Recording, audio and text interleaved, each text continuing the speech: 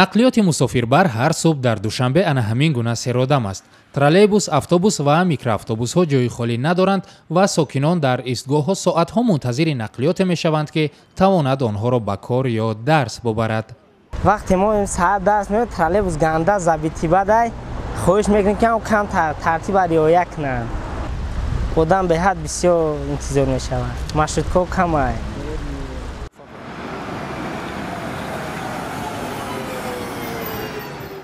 мақомоти шаҳрдории Душанбе иллати печида шудани мушкили нақлиёт дар пойтахтро ба шурӯъ шудани дарсҳо дар соати 8 рабт медиҳанд. як сол қабл бо пешниҳоди шаҳрдори собиқи Душанбе барои аз байн бурдани тамбашавӣ дар роҳҳои пойтахт, реҷаи оғози дарсҳо дар макотиби олӣ ба соати 7:30 гузаронида шуда буд. қаблан дар охири моҳи августи соли равон вазорати маориф ва илм оғози дарсҳоро ба соати 8 гузаронид. барои аз дарс дер намондан, донишҷӯён маҷбур шудаанд харҷи бештар кунанд.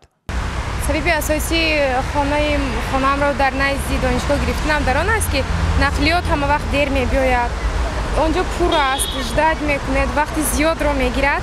аз ҳамин сабаб ман хонаамро дар наздики донишгоҳ гирифтам, то ки пиёда ба онҷо равам.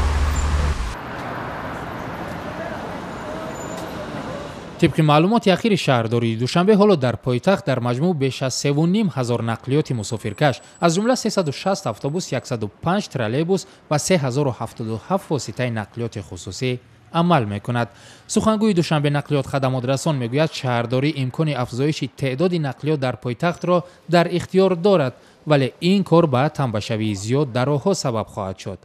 ба ин хотир шаҳрдории Душанбе дар як номаи расмӣ аз ҳукумат ва вазорати маорифи Тоҷикистон хостааст, ки замони шурӯъи дарс дар донишгоҳҳои пойтахтро аз соати 9 таъин кунад. Амриддин Олимов, Радиои Озодӣ, Душанбе.